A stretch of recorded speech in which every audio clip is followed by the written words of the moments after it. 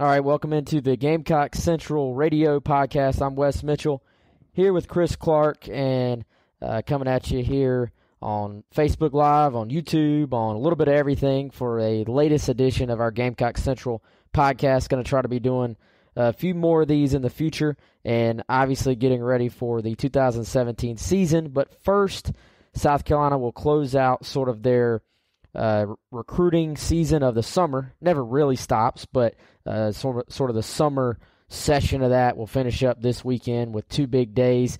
Chris, obviously this staff puts a ton of attention, puts a ton of effort into recruiting, and it's just 2 days this time, but going to be a very, very important weekend for South Carolina, with Friday being the final actual camp, and then Saturday with another Spurs Up day. So should be an exciting weekend, I think, for our Gamecock Central subscribers who really like to follow recruiting. Yeah, no doubt. And, you mentioned the premium that the staff is putting on the camp season, and that's been diminished a little bit by limiting camp days during the summer. I think that's probably another rule that Will Muschamp and some other college coaches and high school coaches weren't too big on, changing the calendar from where you get, essentially you can have about 20 camp days, and now you got about 10. And so, the 9 of them were last month. They got 1 remaining, and so they're trying to make it a pretty big one in terms of getting, some talented guys that they wanted to roll through during the month of June that maybe they didn't get to see yet. Work out some guys, have some guys on campus just to visit and see how things are done, and also see some guys that they wanted to get a look at prior to their senior seasons. And, like you said, they do put a big emphasis on it. Most of the guys they signed last class were in camp. That was more of a full recruiting cycle, the 2017 class, than the 2016 one, which was put together in a couple months. And so I'd imagine if the staff has its way, they would like to, to be able to have the bulk of the class, 90% of the class or so, be guys that all camped in one of their summer camps at one time or another. And then, the Spurs Up Day will certainly have some senior talent, but also some underclassmen that they're gunning for early in the process for more of just sort of a social event that's been pretty successful in the past. Yeah, I was going to say, kind of for those who don't pay a ton of attention to the details of it, Spurs Up Day really, even though it obviously is a recruiting event, you talk to some of the other guys. We were talking to R.J. Roderick a little bit, the safety commitment at the high school sports report media day on Sunday, and he was kind of saying it's really not even a recruiting event. It's just more about getting the guys together, having a good time. Obviously the coaches are using it as a recruiting tool, but it's more about getting those guys on campus. There's games. There's sort of built-in ways that they're seeing the campus. There's scavenger hunts a lot of times that the guys seem to really like. So, but more a fun day, whereas Friday, I think one thing that's interesting about this staff with the camps, they put these guys through the ringer. It's not something where, even if you're a high-profile guy, they're not going to bring you in and sort of go through the motions with you. They're going to push you. It's a hard day. Part of it is in the Columbia heat, so it's not an easy day for these guys. But it has been fun, I think, for us to be able to get out there and see a bunch of kids. I know we ran an article. I guess maybe at the end of last month talking about who our most 5 impressive guys were, but some guys that are going to be there on Friday that I'm excited to see. For me, it kind of starts with Irmo's Kendrell Flowers, the running back, a kid that's going to work out as an athlete, could potentially get an offer. Obviously everybody likes to pay attention to the local kids, and this is a guy that hasn't really seen the recruiting take off yet from an offer standpoint, but is just a great athlete. He's about 6'1", 190 pounds, has really showed out at these type of settings. So I think he'll have a big day Friday.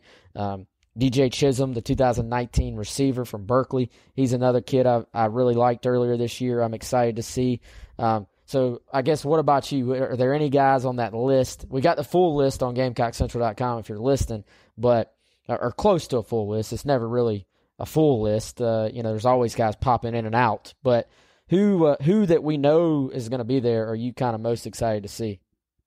Well, there's a couple guys that come to mind that we're not even 100% sure if they're going to work out, but if they do, would certainly fit that bill for me. One of them's Israel Mukwamu. I'm hoping that he'll work out on Friday. I've heard, he may not. And so if he does, he's a really intriguing guy because he's 6'4". He's got some coverage ability. He's done really well on the summer camp circuit in terms of his coverage ability, and I think he still has to get bigger and more physical and fill out. And he's worked on that some. But he's a guy that we saw last summer in South Carolina's camp and supposed to be on campus Friday. Sort of intrigued by him. If the kid out of Georgia, Kingsley Enagbare, the defensive end out of Atlanta, Hapeville Charter, he's supposed to be on campus this weekend. Chad Simmons of Rivals said it was probably on Friday. So, of course, that does coincide with the camp day. I'd imagine that's someone that USC does want to see in camp again and get an opportunity to work out if at all possible. He's been on the radar, sometimes heavier than others during the process. And right now he's more of a guy who looks more like an end. But I think personally he profiles more of an inside guy at the next level. And so that'll be interesting to see how the staff handles that and if he works out what they think about him. But, that's a couple guys that come to mind. And I'm excited to see, some of the underclassmen there too. Does Antonio Barber work out? Chisholm's certainly one. He was really impressive in June. Flowers, I'd like to get another look at. And there's some good names on the list that'll be camping. I'm sure there's a couple that's going to pop up that we don't even know about right now. Yeah, and you got Jamario Holly from Northwestern. Yeah. Big-time prospect. Rivals has him as a 3-star. I imagine that changes. I think he's already got a nice, really early offer list, potentially a 4-star guy, I think. Not the biggest kid, but just someone I think South Carolina's pretty high on. Another intriguing guy, Deontay Stanley, who's the little brother of Donnell Stanley from LATA 2019, obviously South Carolina current offensive lineman.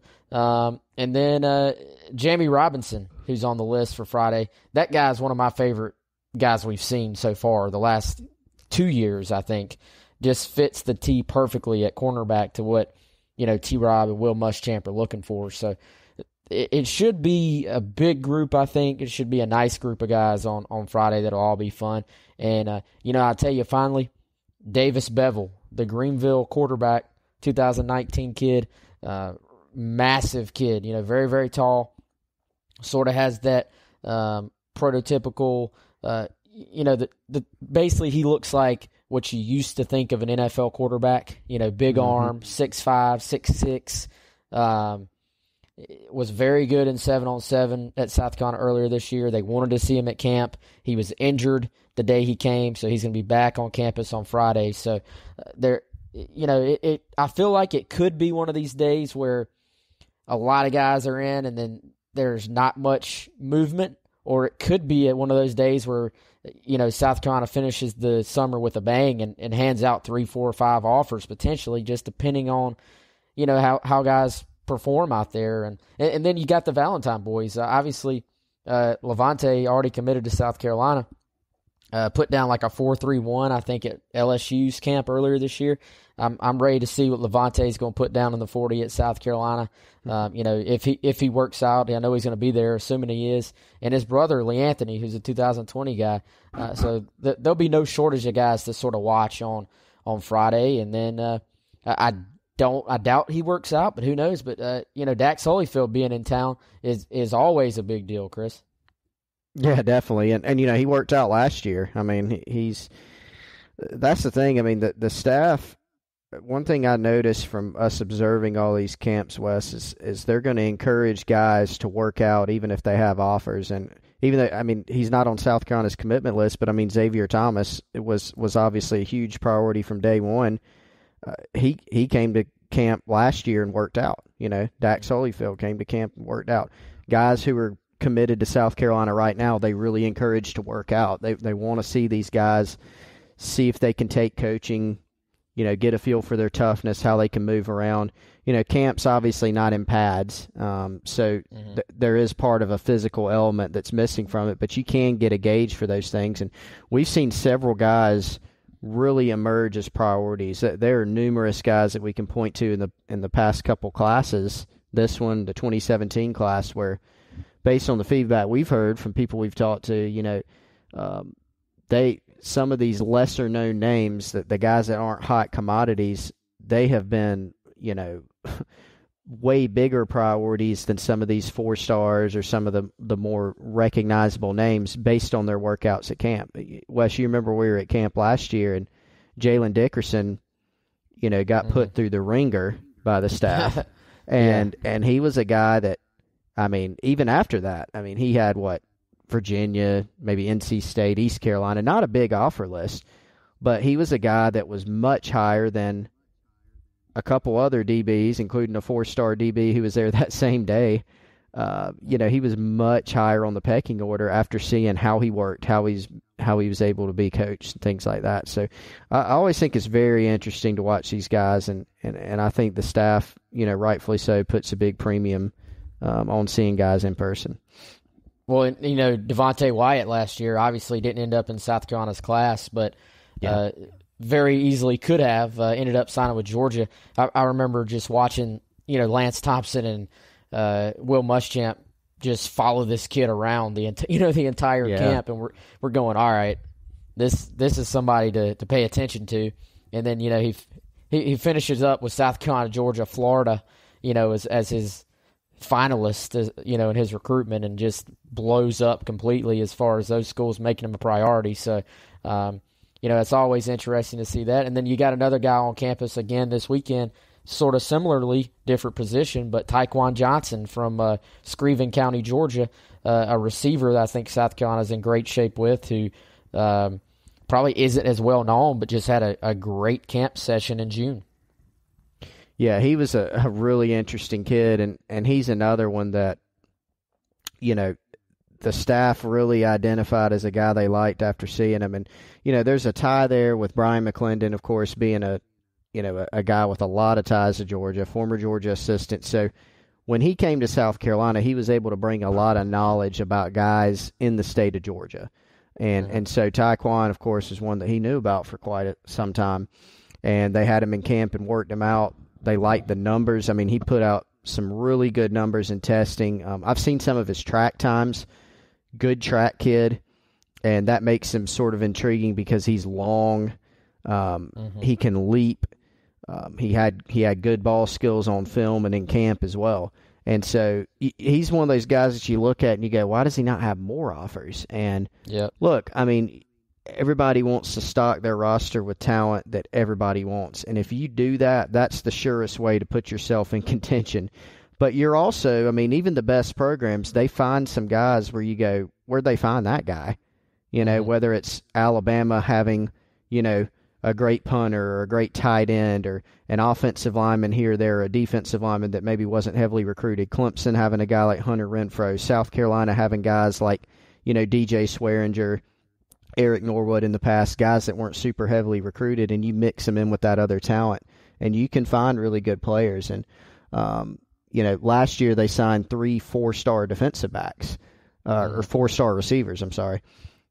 This year, the receivers may not have as much name recognition, but it's some guys in Darius Rush and Tyquan who are track guys who are also receivers and have some versatility to them and some interesting tools. Absolutely, and we'll sort of use both of those things you just said as a jumping off point. First of all, we got to throw a congratulations to Eric Norwood. I don't know if you saw the release right before we were recording this that went out. He has been elected to the USC Athletics Hall of Fame. So 8 new guys. Let's see. Few football players. Larry Davis from the 96-97 basketball team on the list. Bill Courier from football. Chuck Allen from football, obviously currently on the Board of Trustees.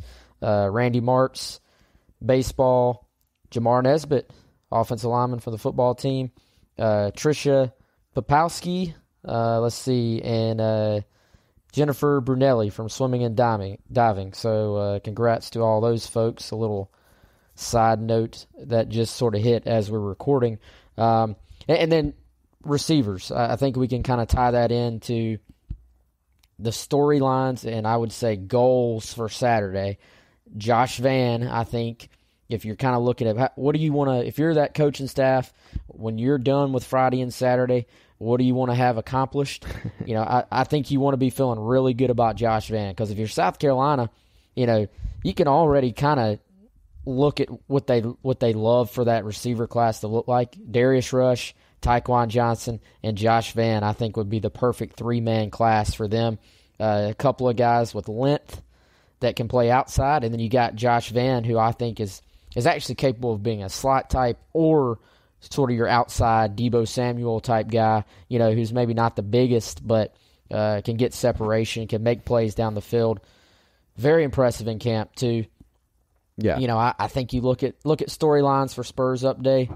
Josh Vann is as big as you have on that list. I think clearly, I already feel pretty good about where they're at with Conway's Raekwon O'Neal, but obviously you want to sort of solidify where you are with him heading into his August decision.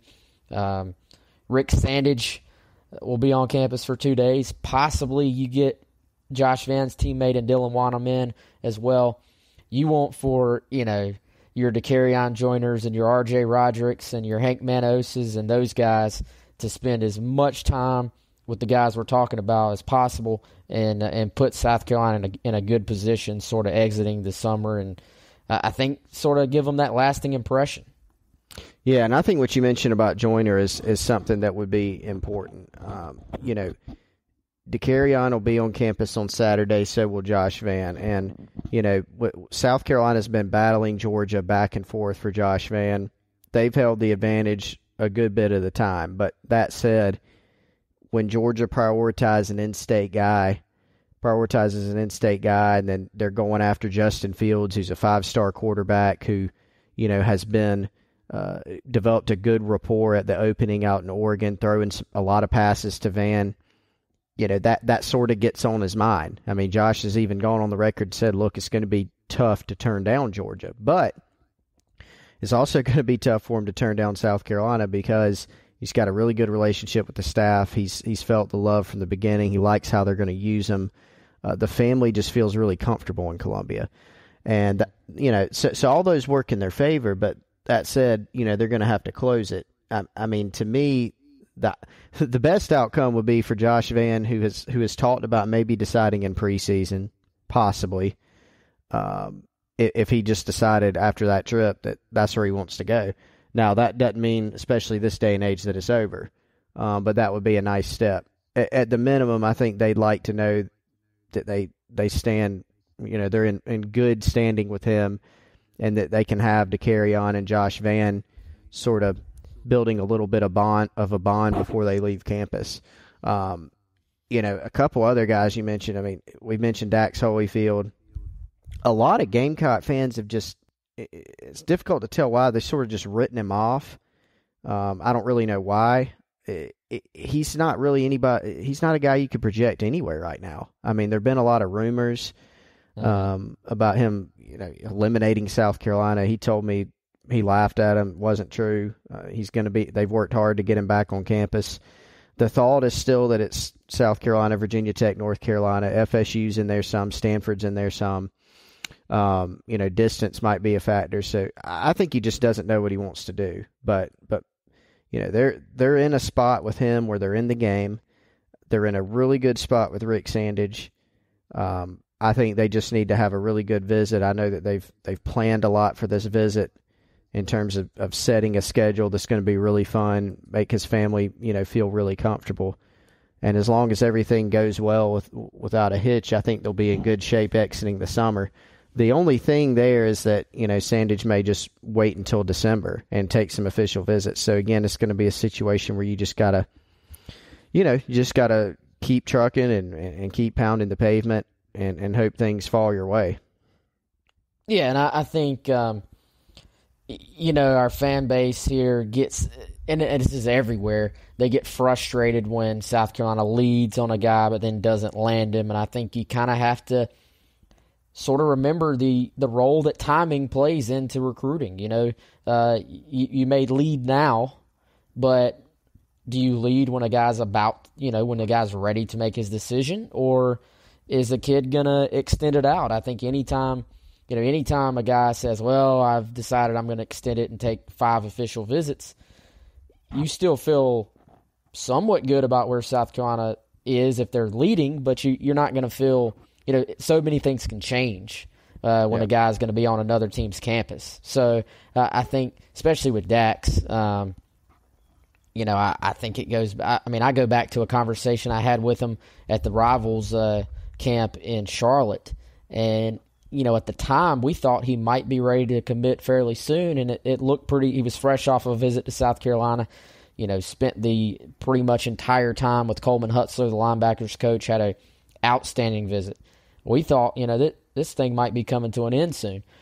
Clearly that's not the case, and I think, Dax is just truly torn. I don't think it's any drama on his end. I think he's just torn. He's got a lot of schools that truly want him. That's another thing. Sometimes it comes down to, four schools, 3 or 4 schools maybe recruit a kid hard enough and he likes them enough for them to be one of his finalists, and then half the schools maybe decide, well, we want another kid. So right. they sort of eliminate themselves. And I think, fans hate to hear that, but if you're South Carolina, until you get the thing really built up the way Muschamp hopes and plans to, there's no fault. There's nothing wrong. If you sign a kid because you just outlasted everybody else, if you get a good player out of it, you get a good player out of it. So sometimes that happens. But I think with Dax, I think he's just all over the place. And I think if it does extend out, the year South Carolina has on the field will absolutely play a big part with Dax Holyfield, because I am under the impression, even, I talked to him a little bit sort of off the record, not recording the conversation. He truly likes South Carolina. He truly likes the coaching staff, but the kid also wants to win. Sure. So I think that's going to be a part of it. I think if South Carolina shows improvement on the field and Dax just keeps an open mind and takes 3, 4, 5 official visits, if South Carolina's winning, I think they're going to be right there till the end. Now, if they struggle on the field, I think they do probably fall off some with Dax. Yeah. But make no mistake, after the visit this Friday, Dax is going to have all kinds of good things to say about South Carolina, because the kid enjoys everywhere he goes. That's just, that's the type of kid he is. He's a great interview. He's going to have good stuff to say if you get him in person at least. So, I think that this thing's got many, many twists and turns, and that's just that's recruiting for you, and that's part of the reason fans hate it and love it at the same time, I think. Yeah. Well, and what you said about the season, I totally agree, because I look at it this way. When South Carolina, when they sort of bottomed out in 2015 with 3 wins, they doubled that win total the next year, which is still, in my mind, an underappreciated thing that happened. But it's perception-wise, it's tougher for them to bottom out with 3 wins than a lot of other programs. Because, number one, even when Tennessee, Florida, Georgia, Auburn, Clemson, FSU, whoever in this sort of geographic footprint, people that South Carolina needs to be recruiting against in order to have success, even when they're down, it's not 3-game down, at least lately. And when they're down, guess what else? They have traditionally been in better shape to be able to rebound more quickly because they have bigger trophy cases. They have more tradition. South Carolina, it's been shown that success can be had at South Carolina. You can win football games. You can beat teams that are ranked number 1. You can have great atmospheres. You can get to Atlanta. Those things can happen because it's been done before. It's not easy, but it's not really easy to do it anywhere. It's right now where the program is, it's more difficult at South Carolina. So I think people have to, measure that. When fans go, well, this school, they signed a top 5 class after winning 6 games. Well, that's that school. Not all schools are the same with that. And so they're having to get some guys to sort of jump out onto a ledge right now, sort of step out on faith. Mm-hmm. And so that's why we're seeing Dax, J.C. Horn, some of these other big names that they're after that could be game changers for them if they land them. That's why some of them, I think, are still a little bit hesitant, because they just want to continue to see, that progress, because guys want to win. I mean, that's why you see teams that have traditionally won the most. That's why they get the best recruits, and they typically, when a team's good, they typically stay good. They have ebbs and flows. But South Carolina, they had their pocket of really big success. But other than that, I mean, there was a time where they didn't have a conference. There was a time when their facilities weren't up to par. They just bottomed out recently. That their head coaching hire was, I think we're all seeing, a good one. I believe it was. But people didn't look at it as the same as, say, you're not hiring a Nick Saban or Urban Meyer, someone who's won a bunch of national championships, and just plugging them into a new school that already has a ton of traditions and trophies. And so that all stacks up against South Carolina. So I think it's just a slower build. And with everything that happens in recruiting, I think fans just need to ask, are we upgrading the roster here? Is the situation being made better? And at most spots, you could say yes, and it's not as fast as some people want. There have still been disappointments in recruiting, and let me tell you, there will be in the future too. But, it's just a situation where they're just going to have to keep working and working and working. And if they can have a couple breakthroughs on the field, I think it'll start to pay off. Absolutely not. To go to perception, I think it's even, you even look around the rest of the East, and I think one thing that is both in South Carolina's favor and it has to be pretty frustrating too, especially if you're South Carolina's coaching staff, is that the East is very, very winnable. You don't have to be an elite team to win the SEC East, and I'm sure there in some way, if I was on South Carolina's staff, I'd be saying, man, if we had just been left with a little bit more to work with, right? Yeah, you use those 3 11-win seasons a little bit better. A guy here, a guy there, and a guy here.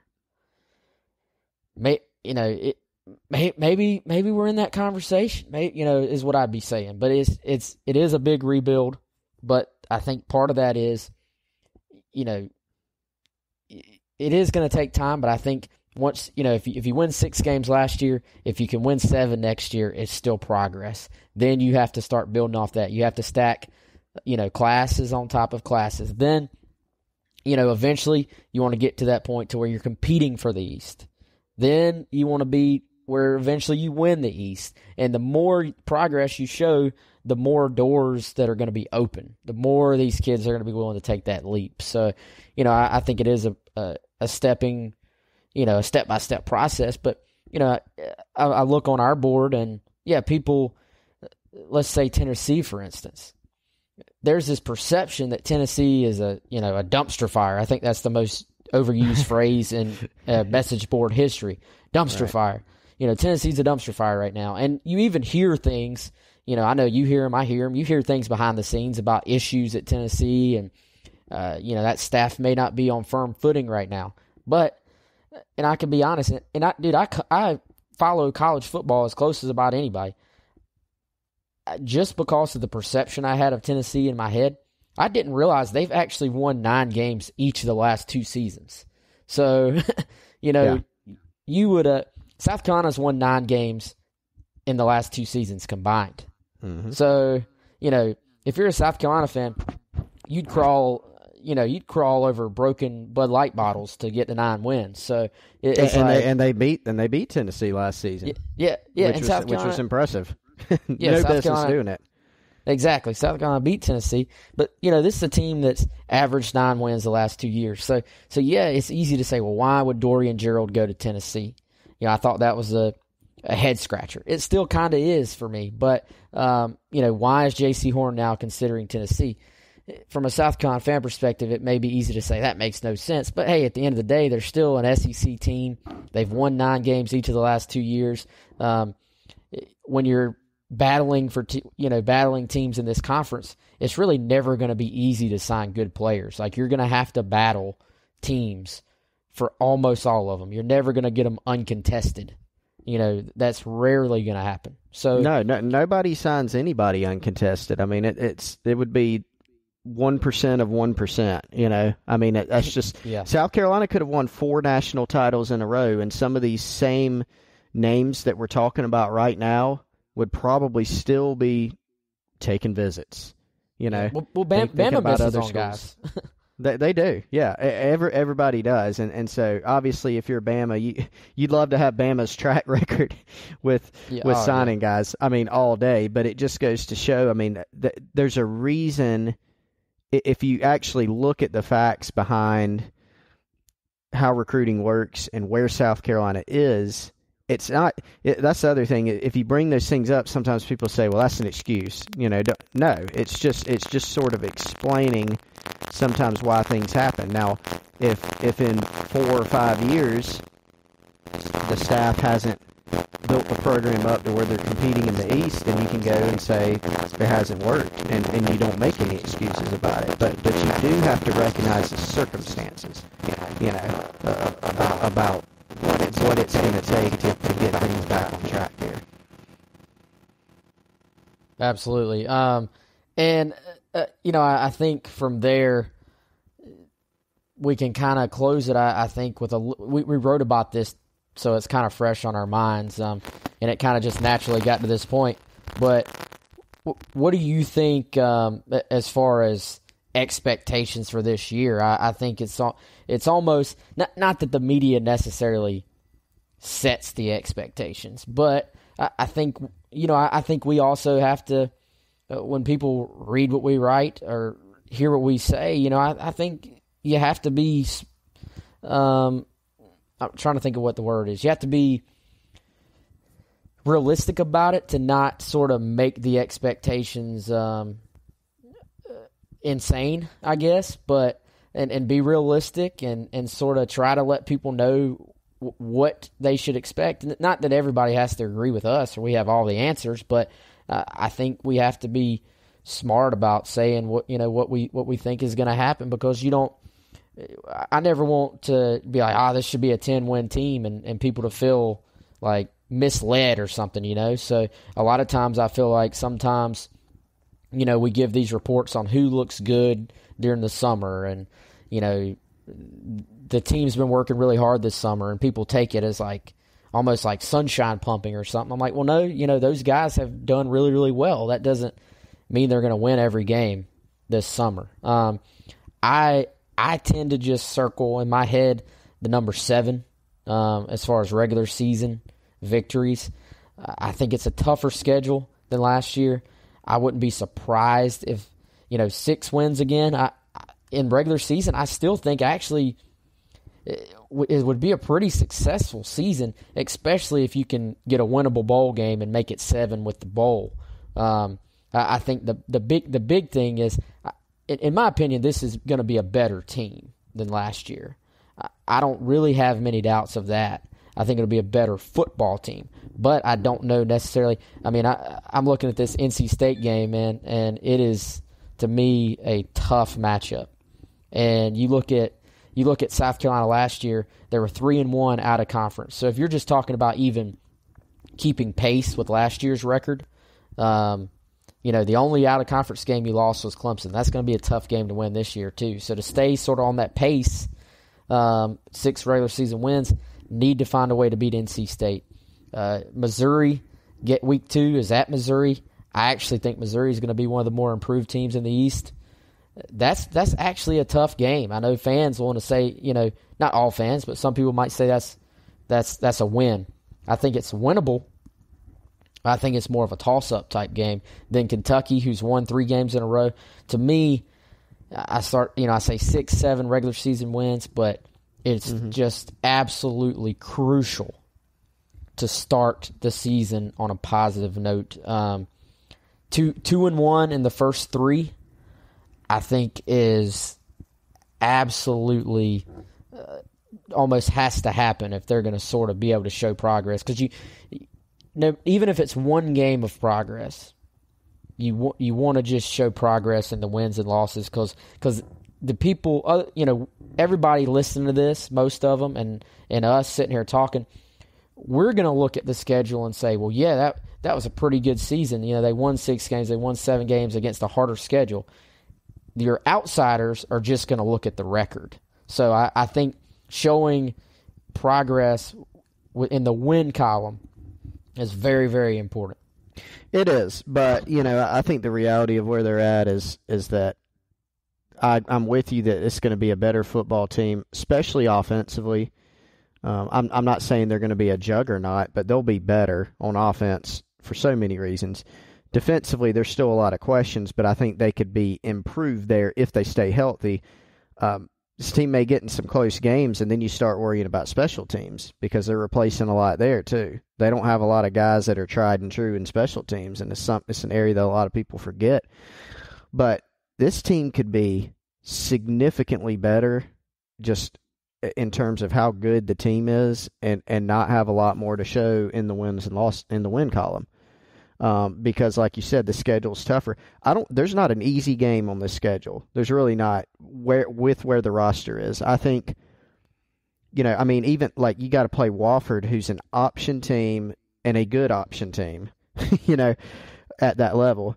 A lot of the teams last year that you thought South Carolina had a chance to beat, a lot of those teams think they'll be better. Missouri thinks they'll be better. Kentucky feels like, they could have a better team. Arkansas had a disappointing year. They feel like they could be better. Tennessee, and so there's not a pushover game on this schedule. You look at it, and I think your most winnable ones are Kentucky, Louisiana Tech, Wofford, Vanderbilt at home. I think they've got a chance to beat A&M on the road. They've got a chance to maybe beat Florida, who, will take a step back, maybe defensively, but offensively may be better, be able to run the ball. And I'm not, at the same time, there's not but maybe a couple games on the schedule where you look at it and go, I really can't see them winning that game on paper right now, which is definitely a step up from last season, right, when we're just looking at the schedule. And so you're right, though. I think starting off the season well, you always want to win your opener, but I think just to get to that number of wins where people will deem that they've made progress, I think they're going to have to make some noise in the first part of the season because that is a big chunk of their most winnable games on the schedule. Absolutely. And I think, and obviously Kentucky beat South Carolina 3 years in a row. That game's at home. Muschamp alluded to on Paul Feinbaum. I don't know if he knows a little bit more than us or if he's just hoping, but he alluded to a possible night game, week 3 against Kentucky. I would imagine there's a good chance that's like your SEC network 7 o'clock kickoff. I think that would be a big opportunity for South Carolina because, can they split the first two, NC State and Missouri, and then beat Kentucky? I think if you win 2 out of the first 3, and if you somehow find a way to win the first 3, then you're really put yourself in a situation where if you lose some of these close games later on in the schedule, you've kind of built a little bit of a cushion to kind of get to where you want to be. But, I think you even look back to last year, if South Carolina's quarterback situation was better off earlier in the year, there's probably another win or 2 in there. So I think when you have a guy, like I said, I go to 6 or 7 wins in my head, but when you have a quarterback, and I think Jake Bentley is going to be very, very good for South Carolina. When you have a quarterback, you always have a chance. So it should be an entertaining season, regardless of all that. Anyway, you got any closing thoughts, man? We're rolling in on, I guess, about 40 minutes here. My closing thought is Dakereon Joyner is really, really strong. 500-pound squat. I wrote a little thing on the Insiders Forum there that people can read about just how strong a 500-pound squat means you are. But just as someone who dabbles, in the weight room, I try to get in there just for my health, but I'm never going to be accused of being, super strong or super athletic like these guys are that play college football. But just as somebody who sees how hard it is to work up and gain, strength like that, 500 pounds in that video on Twitter, absolutely effortlessly, it's just pretty dang impressive. So my final thought is a shout out to Dakereon Joyner. You got a final thought to wrap this up, Chris? Yeah, I mean, I think this is still a key weekend, in terms of recruiting, still a key weekend. I don't think people should be disappointed if they don't walk away landing a few commitments. Certainly that's possible. But, again, we've talked about sort of the slow build with the team, with recruiting, which is the lifeblood of the program. And this is just going to sort of be a time to put another notch on their belt with some of these guys, with Rick Sandage and his family, with Dax Holyfield, just to continue making them comfortable and continue selling them on the vision that they have at South Carolina. So, there's still a long, long way to go. We got over 6 months until signing day, and so the final product will be on signing day, notwithstanding a bunch of early enrollees that they may have. But it's still an important weekend. I'm looking forward to seeing what happens. Absolutely. It should be fun. And, hey, we'll have complete coverage on GamecockCentral.com if you're a subscriber. Obviously, hopefully you'll be on there. If you're not a subscriber, we'd love to have you join us. And we'd love to have you join us on the podcast again. We're going to be doing more of these as the season gets here and kicks off. So subscribe to us on iTunes. Follow us on Twitter, like us on Facebook, all that good stuff. We're going to post them everywhere just for ease of use, so you can listen wherever you want. For Chris Clark, I'm Wes Mitchell. We'll see you next time on the GCR Gamecock Central Radio podcast.